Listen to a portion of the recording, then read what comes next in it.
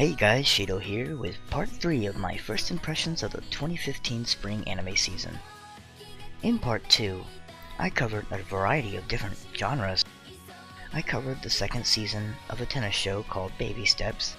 I covered a comedy that has supernatural elements in Recon, a sci-fi action series based off a third-person shooter game in Gunslinger Stratus, a dark fantasy show called Seraph of the End, and a sci-fi romance called Plastic Memories.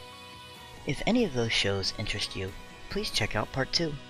Now on to part 3, which I start with Denpa Killsheet, which will be called Ultimate Otaku Teacher here in North America.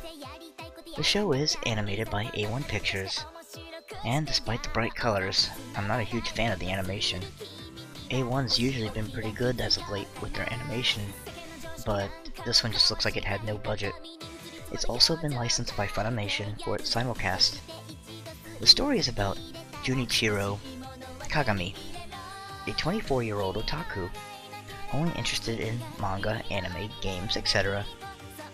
He is forced to take a job at a high school that he graduated from as a physics teacher by his sister, who threatens him with violence, as little sisters do. He's basically a super smart, technologically advanced otaku version of Onizuka from Great Teacher Onizuka, where in GTO, Onizuka was a former biker gang member, and he used unorthodox and usually physically dangerous means to help the troubled students. Kagami uses intelligence, psychology, and technology to help his students. At least that's the impression I get from the first episode. I don't know, I kind of wanted to dislike this show, but after watching this episode, I really couldn't.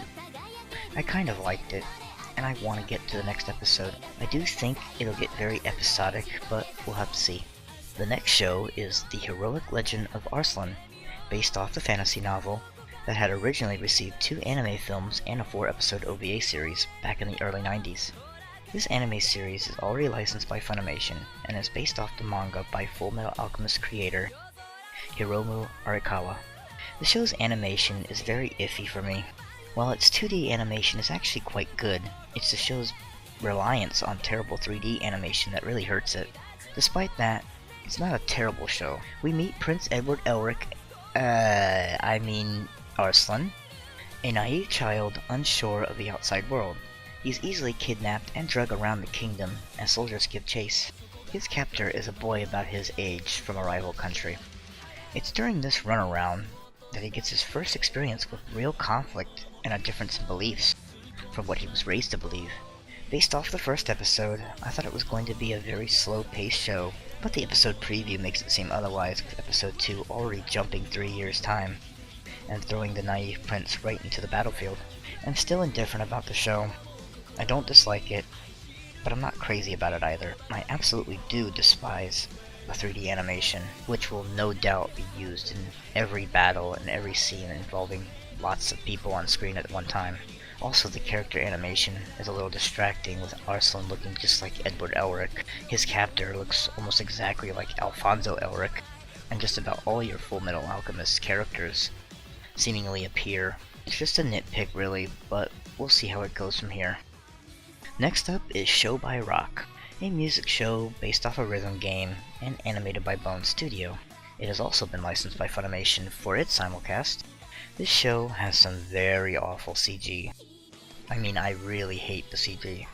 So the show starts with our lead, a girl named Cyan, who wants to join the music club and sing and play guitar. Unfortunately, she's too insecure to actually do it. At home, she's playing a mobile rhythm game on her phone when she's suddenly sucked into it and brought to this weird, super deformed CG concert where a band is playing until an ugly CG skeleton creature attacks the band. It captures them and begins to suck out some weird stone with musical notes on it from the band members while Cyan watches. She then starts to shine, and a heart-shaped guitar for some reason appears, and it can talk, and its name is Strawberry Heart. She beats the creature, causing its stone to shatter, by playing the guitar. After the battle, the terrible CG ends, and she's approached by some weird egg-shaped guy who wants to be her agent. She meets 3 other girls who are with the egg guy, and the 4 of them form a band. Because, The episode ends with some weird shadow creature people, things who want to take over the Salon world, which I guess is where all of this show is happening at. Either way, based off just the first episode, I can absolutely tell this show is not for me. It's for kids and girls. And next up we have The Disappearance of Nagato Yuki-chan. It's a spin-off from The Disappearance of Haruhi Suzumiya. It's basically based off an alternate universe in which Haruhi never formed the SOS Brigade, and instead it follows Yuki Nagato. As a romance comedy, I guess it's alright. The show, though, is really for fans of the whole Haruhi series. The animation by Satellite Studios is good. I just found myself really kind of bored. There are better romance comedies out there. I'm not sure if I'll watch episode 2, and I've never been a big fan of Haruhi Suzumiya, so that's probably another reason why I just don't care about this show.